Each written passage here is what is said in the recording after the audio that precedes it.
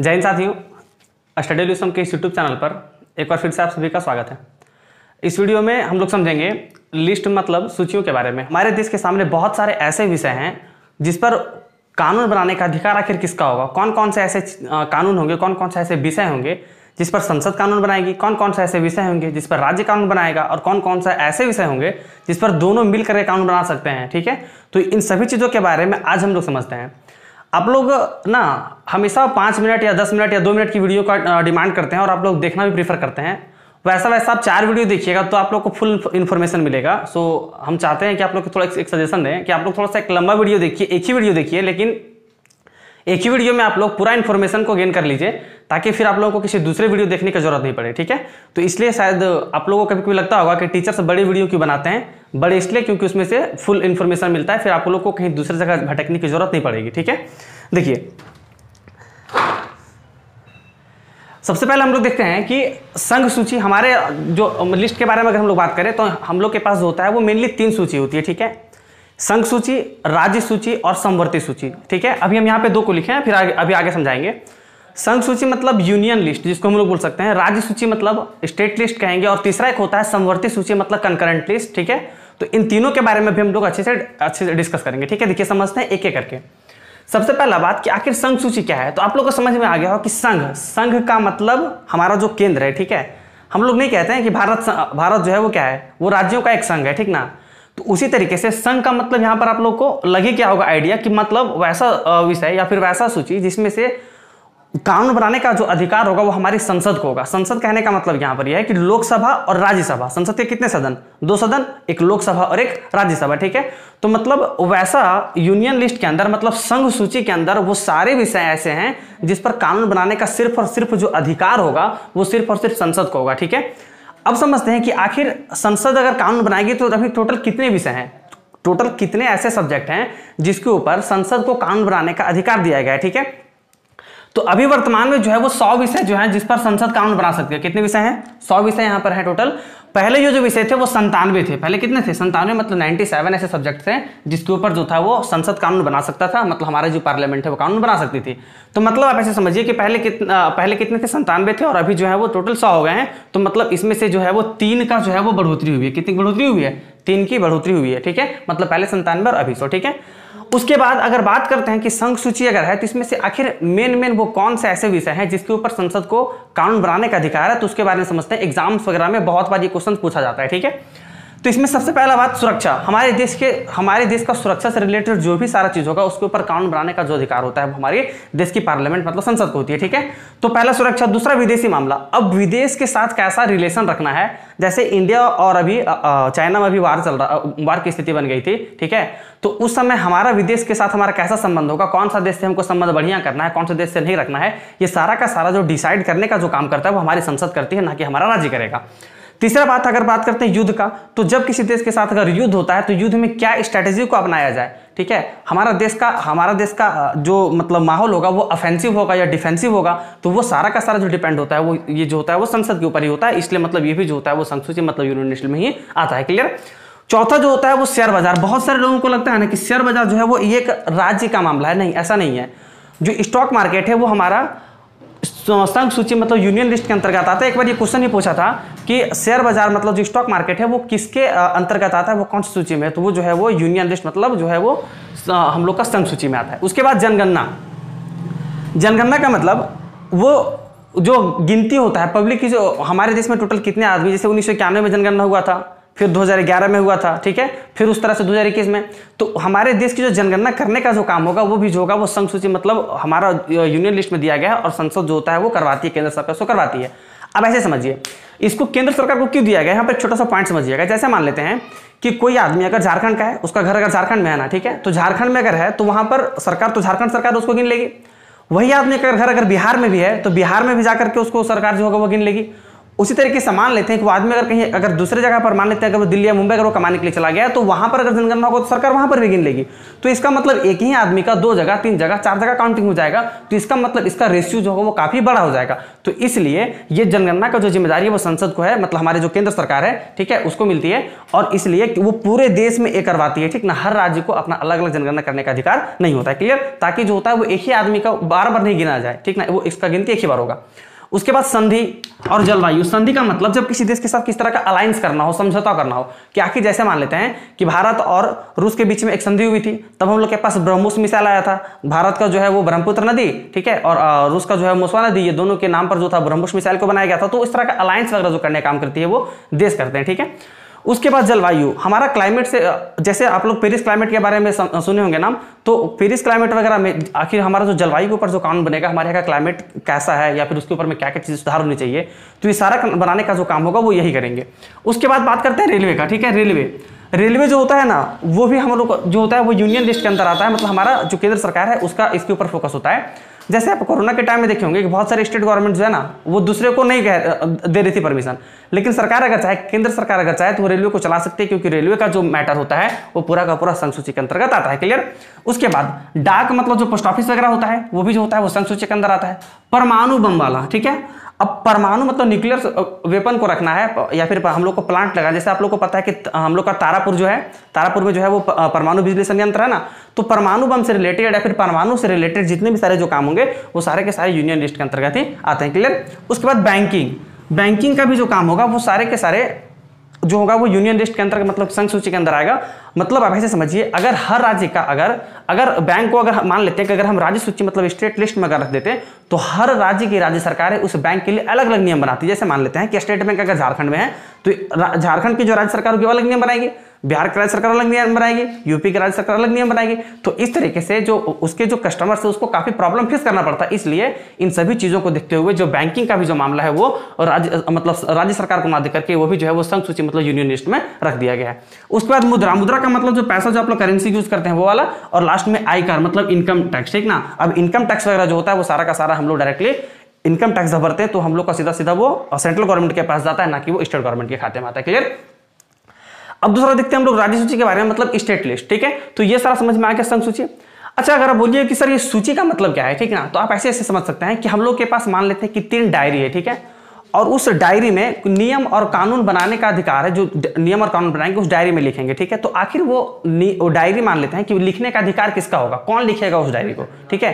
जैसे for example कि मेरा डायरी है, तो मेरा डायरी है तो दूसरा को मेरा डायरी में तो नहीं लिखेगा, ठीक है, या फिर दूसरे का डायरी में तो हम नहीं लिखेंगे। तो ये जो सूचियां है वो 3 सूची है, मतलब एग्जाम्पल के लिए वो 3 डायरी है, और उस डायरी में लिखने का जो अधिकार होगा वो किसका होगा, इसी के बारे में मेनली डिस्कस करना है। अब हम लोग बात करते हैं राज्य सूची मतलब स्टेट लिस्ट की। अगर हम लोग बात करते हैं इसमें से कौन कौन सा आ जाएगा, ठीक है।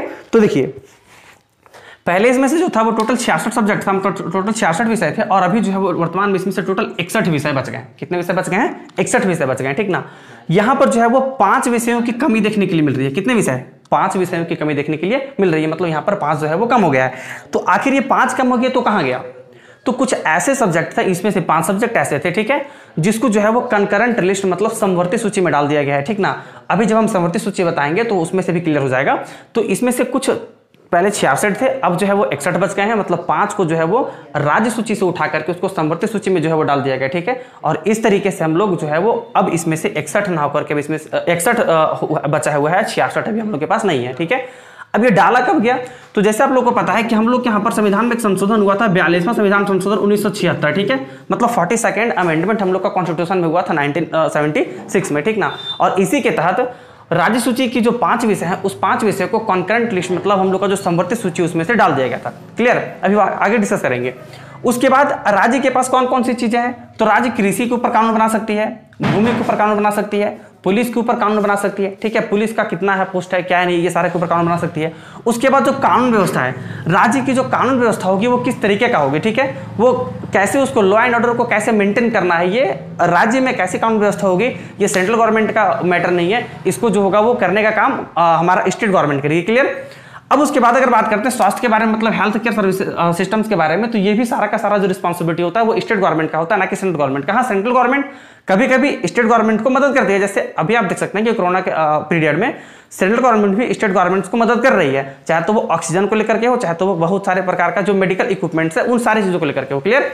लेकिन स्वास्थ्य का जो मेनली मुद्दा होता है वो स्टेट लिस्ट में आता है, ना कि वो मतलब सेंट्रल लिस्ट में आता है। क्लियर। उसके बाद बात करते हैं हम लोग सिंचाई की। सिंचाई मतलब क्या? इरिगेशन। आखिर किसान है तो उनको फसल को पानी देने के लिए तो भाई पानी की तो व्यवस्था चाहिए ना, चाहे तो जिस तरीके का भी पानी की व्यवस्था हो, तो सिंचाई वगैरह करने का भी जो काम होता है, ठीक है, तो वो सारा का सारा विषय को भी जो है वो स्टेट लिस्ट मतलब राज्य सूची के अंतर्गत रखा गया है। बिक्री कर। बिक्री कर मतलब वैट जिसको हम लोग बोलते हैं, आप लोग बहुत बार इसको शॉर्ट में वैट बहुत बार लोग बोलते हैं, ठीक है, उसको बिक्री कर कहते हैं हिंदी में। तो बिक्री कर के ऊपर आखिर जब हम लोग किसी सामान को बेचेंगे तो उसके ऊपर स्टेट गवर्नमेंट कितना टैक्स लगाएगी। जैसे अब अभी देखिए, अभी पेट्रोल इतना महंगा हो गया ना, लोगों को लगता है कि सेंट्रल गवर्नमेंट इसके ऊपर टैक्स ले रही है ज्यादा, इसलिए जो है वो पेट्रोल इतना महंगा हो जाएगा, लेकिन एग्जैक्ट रीजन ये नहीं है। हाँ, नो डाउट सेंट्रल गवर्नमेंट भी पैसा लेती है, जितना पेट्रोल आता है, ठीक है, वो बैरल आता है, उसके बाद फिर उसके ऊपर प्रोसेस करके फिर उसके ऊपर बनाया जाता है पेट्रोल को, डीजल को या फिर कैरोसिन ऑयल को अलग अलग किया जाता है। फिर उसके बाद सेंट्रल गवर्नमेंट भी टैक्स लेती है और उसके ऊपर फिर से स्टेट गवर्नमेंट भी टैक्स लेती है, ठीक है। तो रीजन सिर्फ पेट्रोल का दाम बढ़ने का सेंट्रल गवर्नमेंट नहीं है, उसके लिए स्टेट गवर्नमेंट भी जिम्मेदार है, ठीक है। उसके बाद अगर हम लोग बात करते हैं मनोरंजन कर का, जैसे आप लोग अक्सर सुनते होंगे कि यूपी में कुछ दिन पहले एक मूवी आई थी जिसको यूपी गवर्नमेंट ने बैन कर दिया था। मनोरंजन कर का मतलब ऐसा इंटरटेनमेंट से रिलेटेड जो भी टैक्स होगा वो सारा का सारा लेने का काम जो होगा वो स्टेट सूची में आता है, मतलब स्टेट गवर्नमेंट करेगी। मतलब कोई मूवी अगर आ रहा है तो कोई स्टेट गवर्नमेंट चाहेगी तो उस फिल्म को अपने राज्य के अंदर बैन कर सकती है, ठीक है। उसके बाद अगर हम लोग बात करते हैं पंचायती राज व्यवस्था की, ठीक है, एक बार क्वेश्चन पूछा था एमटीएस में शायद ही क्वेश्चन पूछा था कि प्रशासन की सबसे छोटी इकाई कौन सी होती है, तो वो पंचायती राज व्यवस्था होता है, ठीक है, इसको आप लोग याद रखिएगा। तो पंचायती राज। उसके बाद अगर हम लोग नगरपालिका की बात करें तो नगरपालिका भी जो होता है वो हम लोग का स्टेट लिस्ट के अंदर ही आता है, मतलब वो भी राज्य सूची के अंदर है। क्लियर। तो आप ऐसे मत सोचिएगा कि नगरपालिका जो होता है वो एक सेंट्रल का विषय है, नहीं, वो एक स्टेट का विषय है। यहां तक क्लियर। अच्छा, कुछ ऐसे आप लोग यहाँ पर आप लोग देख सकते हैं, यहाँ पर हमने एक 3 नोट्स लिख के रखा है। इस नोट्स का मतलब क्या है? कभी कभी क्या होता है ना कि राज्य में कुछ ऐसी परिस्थितियां बनती है कि वहां पर राष्ट्रपति शासन लगाना पड़ता है, ठीक है। जैसे एग्जांपल के लिए हम बोलेंगे तो एक बार क्वेश्चन पूछा था कुछ दिन पहले जब एनटीपीसी का एग्जाम था, उस समय क्वेश्चन पूछा था कि भारत का वह कौन सा ऐसा राज्य है जहां पर अभी तक राष्ट्रपति शासन को लागू नहीं किया गया है, ठीक है। तो वो छत्तीसगढ़ एक ऐसा राज्य है जहां पर अभी तक राष्ट्रपति शासन को लागू नहीं किया गया है। क्लियर। अगर क्वेश्चन पूछता है कि सबसे पहला राष्ट्रपति शासन लागू करने वाला राज्य कौन था जहां पर सबसे पहला राष्ट्रपति शासन लागू हुआ था, तो वो पंजाब था। और झारखंड में जो है वो अभी तक 3 बार राष्ट्रपति शासन लागू हो चुका है। क्लियर।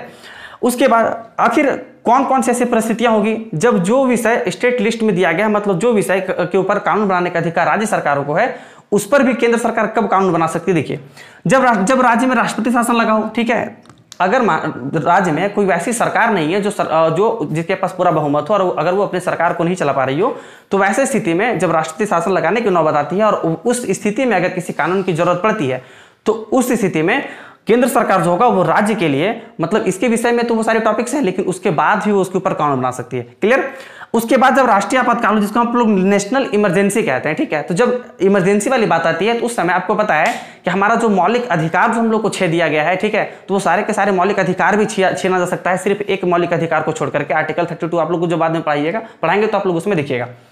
तो राष्ट्रीय आपातकाल के टाइम पे जो होता है वो कुछ ऐसी टॉपिक्स है जिसके ऊपर वो टॉपिक एक्चुअली स्टेट लिस्ट मतलब राज्य सूची के अंतर्गत आता है, लेकिन उसके ऊपर भी जो होता है वो संघ जो होता है वो कानून बना सकती है। उसके बाद राज्यसभा द्वारा संबंधित राज्य की सहमति से, मतलब कुछ ऐसे राज्य हैं जो एबल नहीं है, जो मान लीजिए अब ऐसे समझिए कि अगर आप खुद डिसीजन लेने के लिए अपने परिवार में कोई अगर आपको कोई काम करना है और अगर आप एबल नहीं है किसके प्रति हम क्या करें, हम क्या डिसीजन लें, तो आप अपने मतलब जो गोतिया लोग होते हैं या फिर अपने चाचा लोग या फिर और भी जो आपके रिश्तेदार होते हैं, आप उसे डिसीजन मेकिंग के लिए आप कह सकते हैं कि नहीं कि आप हमारे बदले बताइए कि हम डिसीजन क्या लें। उसी तरीके से जब कोई राज्य अगर अपने आप में अगर वो सक्षम नहीं है ना कानून बनाने के लिए, तो उस स्थिति में वो राज्यसभा को वो अपने राज्य के लिए कानून बनाने की सिफारिश कर सकता है, और इस स्थिति में जो राज्यसभा के द्वारा जो होगा वो उस राज्य के लिए, मतलब संबंधित राज्य जो राज्य उसको परमिशन देगा तो उसके लिए वो कानून बनाने का काम करेगी। ठीक है, तो देखिए अब हम लोग आगे देखते हैं कि करंट लिस्ट क्या है और उसके आगे सारी चीजों को देखिए। तो अब हम लोग समझते हैं समवर्ती सूची मतलब कंकरेंट लिस्ट के बारे में। ठीक है, देखिए आप लोग को पता चला कि संघ सूची में वैसे विषयों को रखा गया है जिस पर कानून बनाने का अधिकार सिर्फ और सिर्फ हमारी संसद को है, जबकि राज्य सूची में वैसे विषयों को रखा गया है जिस पर कानून बनाने का अधिकार हमारे राज्य की विधानमंडल को है। ठीक है, अब विधानमंडल में दो चीजें आती है, एक जो होता है विधानसभा और एक विधान परिषद। जिस तरीके से संसद में राज्यसभा और लोकसभा, उसी तरीके से राज्य में विधानसभा और विधान परिषद।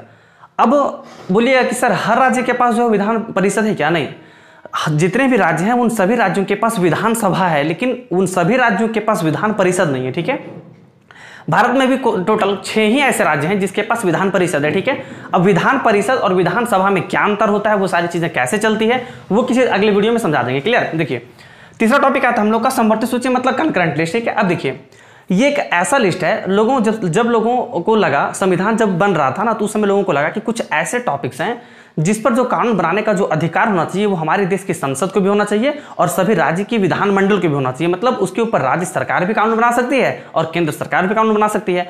तो आखिर वो कौन कौन से ऐसे विषय होंगे जिस पर कानून बनाने का जो अधिकार होगा वो दोनों को होगा, राज्य सरकार को भी और केंद्र सरकार को भी। ठीक है, तो समवर्ती सूची में मतलब कंकरेंट लिस्ट में वैसे वो सारे सब्जेक्ट को, वैसे उन सारे विषयों को रखा गया है जिस पर कानून बनाने का अधिकार जो होगा वो राज्य सरकार को भी होगा और केंद्र सरकार को भी होगा। लेकिन यहां पर एक जो है ना वो डाउट लगा है। डाउट ये है कि जैसे देखिए, अगर राज्य से जो है वो ज्यादा शक्ति जो है वो हमारे केंद्र को मिला हुआ है। ठीक है, अब मान लेते हैं कि कोई एक ऐसा कानून है जिसको राज्य ने पहले बना लिया है उस विषय के ऊपर कानून, और अगर बाद में अगर केंद्र अगर उसी विषय के ऊपर अगर वो कानून बनाती है तो राज्य के द्वारा बनाया का जो कानून होगा वो ऑटोमेटिकली वो कैंसिल हो जाएगा। ठीक ना, अभी हम लोग आगे एग्जांपल से समझेंगे। क्लियर?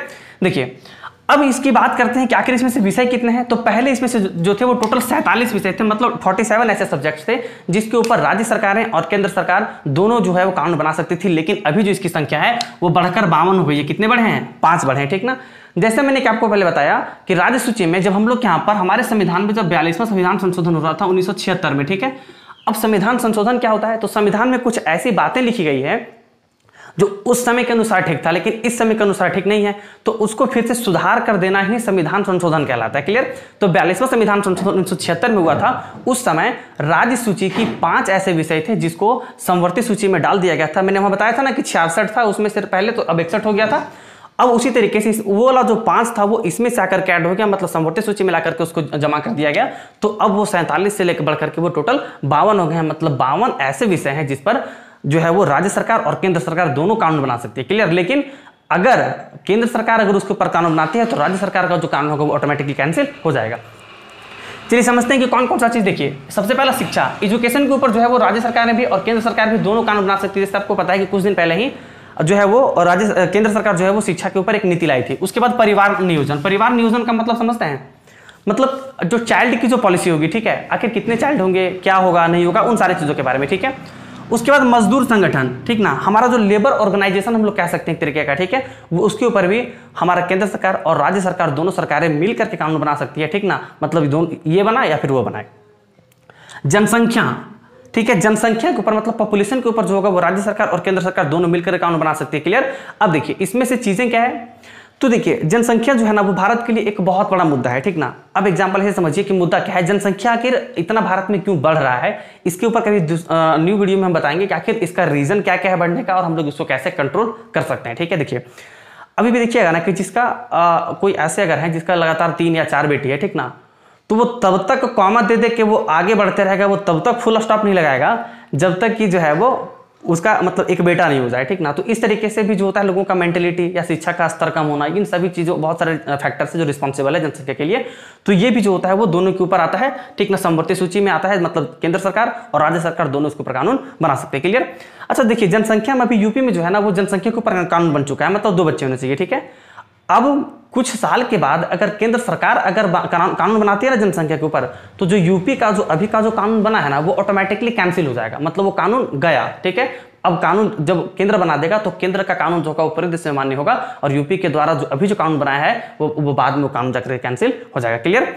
उसके बाद अगर बात करते हैं बिजली के बारे में, तो अक्सर आप लोग सुनते होंगे कि बिजली का जो मैटर होता है वो दोनों, कभी केंद्र सरकार कहती है कि हम इतना बिजली देंगे, कभी राज्य सरकार कहती है हम इतना बिजली देंगे। ठीक है, तो ये जो मैटर है वो दोनों के बीच का है कि दोनों उसके ऊपर कानून बना सकती है। उसके बाद वन के बारे में, मतलब जंगल के बारे में, उसके बाद समाचार पत्र, उसके बाद विवाह के बारे में, शादी विवाह के बारे में कानून बनाने का जो काम है वो दोनों को कर सकता है। और तलाक के बारे में, किसके बारे में?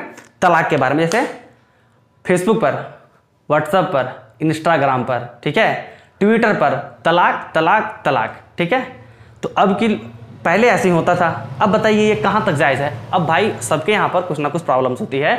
अब फेसबुक पर उस समय आके कह दिया कि तलाक तलाक तलाक, खत्म हो गया, रिलेशन को मतलब हुआ। व्हाट्सएप पर कह दिया तलाक तलाक तलाक, कोई मतलब हुआ नहीं। तो तलाक के ऊपर भी जो कानून था वो स्टेट गवर्नमेंट बना सकती थी या सेंट्रल गवर्नमेंट भी बना सकती थी। अब तो खैर 3 तलाक के ऊपर कानून भी आ चुका है। उसके बाद माप तौल को लेकर के और एक आईपीसी भारतीय दंड संहिता और एक सीआरपीसी आपराधिक प्रक्रिया संहिता। देखिए, कोई क्राइम करने के बाद, ठीक है, पुलिस आपको कैसे लतियाएगी वो आईपीसी में लिखा गया है, ठीक है। और क्राइम करने के बाद पुलिस आपको कैसे लतियाएगी वो आईपीसी में लिखा गया है, मतलब इंडियन पिनल कोड, भारतीय दंड संहिता। ये आईपीसी क्या होता है, सीआरपीसी क्या होता है, किसी दूसरे वीडियो में समझा देंगे, ठीक ना। बस अब यहाँ पर इतना शॉर्टकट में समझिए कि आईपीसी जो होता है ना, ठीक है, इसमें से सारे चीजें लिखी होती है, ठीक है, कि मतलब अगर हम चोरी करेंगे तो हमके ऊपर, हमारे ऊपर कौन सा दफा लगेगा, मतलब कौन सा धारा लगेगा, मर्डर करेंगे तो कौन सा लगेगा, रेप करेंगे तो कौन सा लगेगा, या फिर किसी के ऊपर अगर हम आत्मघाती हमला करते हैं तब कौन सा लगेगा। तो इन सारे चीजों के बारे में जो लिखा गया वो आईपीसी, भारतीय दंड संहिता, ठीक है, मतलब धारा कौन कौन सा लगेगा। जैसे आप लोग अक्सर सुनते होंगे, अमिताभ बच्चन के साथ एक मूवी थी, उसमें जज कहते हैं कि दफा 302 के तहत मुलजिम कल्लू को मतलब कह सकते हैं कि बेकसूर जो होता है वो बरी किया जाता है, ठीक ना। तो दफा 302 के तहत तो इसी तरीके का दफा कहा जाता है धारा को, एक तरह का अरबी लैंग्वेज उस तरह का, ठीक है। उसके बाद जो होता है वो क्रिमिनल प्रोसीजर कोड, मतलब आपराधिक प्रक्रिया संहिता। अब ऐसे समझिए, अगर कोई नियम और कानून नहीं होता तो सारा क्रिमिनल को तो पुलिस होती है, किसको कैसे ले जाएगी, तो आखिर उसको एक सिस्टमेटिक तरीके से कैसे ले जाना है, क्या करना नहीं करना है, तो उसके लिए सारा कुछ जो लिखा गया है वो क्रिमिनल प्रोसीजर कोड में लिखा गया है, ठीक है। तो आईपीसी क्या होता है, सीआरपीसी क्या होता है, ठीक ना, सीपीसी क्या होता है वो किसी दूसरे वीडियो में समझा देंगे। उसके बाद ये तो हो गया समवर्ती सूची क्लियर। अब लास्ट में क्या आता है, अवशिष्ट विधायी शक्ति। अब कुछ ऐसे सब्जेक्ट्स हैं अभी गवर्नमेंट के पास सामने आ रही है कि गवर्नमेंट खुद कंफ्यूज है, और भारी कंफ्यूज है, सिर्फ कंफ्यूज ही नहीं है, एकदम भारी कंफ्यूज है। और लगता है उन लोगों को कि आखिर ये जो टॉपिक्स जो भी आ रहा है, ये जो सब्जेक्ट आ रहा है, उसको हम स्टेट लिस्ट में डालें कि यूनियन लिस्ट में डालें, कि उसको हम जो है वो कंकरेंट लिस्ट में डालें, वो खुद कंफ्यूज है। तो इसलिए हमारे संविधान के निर्माताओं ने कितना बेहतरीन संविधान को बनाया है, आप ये समझिए। उन लोगों ने उस जमाने में, उस टाइम में लोगों ने ये परिकल्पना उन लोगों ने कर लिया था कि आने वाला टाइम में हमारी सरकारों को इस तरह का प्रॉब्लम फेस करना पड़ेगा, और इसलिए उन्होंने एक चौथा टॉपिक बनाया था जिसको कहते हैं अवशिष्ट विधायी शक्ति। मतलब इसमें से वैसे टॉपिक्स रहेंगे, उसमें से वैसे विषय रहेंगे जिसके ऊपर ना तो लिखा गया है कि वो यूनियन लिस्ट में रहेगा, ना तो स्टेट लिस्ट में रहेगा, ना तो वो कंकरेंट लिस्ट में रहेगा। मतलब अभी जो है वो एक अवशिष्ट विधायी शक्ति है, वो तीनों से हट करके। जैसे इंटरनेट, देखिए इंटरनेट क्या है, लोगों को या गवर्नमेंट को ये समझ में नहीं आ रहा है कि हम इंटरनेट को कहाँ डालें, स्टेट लिस्ट में डालें या यूनियन लिस्ट में डालें या कंकरेंट लिस्ट में डालें। तो इसलिए इंटरनेट को जो है ना वो अवशिष्ट विधायी शक्ति में रखा गया है, ठीक है। तो यहाँ तक क्लियर, आई थिंक आप लोगों को लिस्ट के बारे में अच्छे से सारी चीजें क्लियर हो गई होगी, ठीक है। और अगर आपको ये वीडियो पसंद आई हो तो अपने फ्रेंड्स को ये वीडियो शेयर करें, ठीक है, अपने ग्रुप से वीडियो शेयर करें, ठीक है। हमारे चैनल को सब्सक्राइब करें, लाइक करें, ठीक है, और बेल आइकन दबाना ना भूलें, ठीक है। तो चलिए, तब तक के लिए जय हिंद, और फिर मिलते हैं अब हम लोग अगले वीडियो में। तब तक के लिए स्वस्थ रहिए, मस्त रहिए।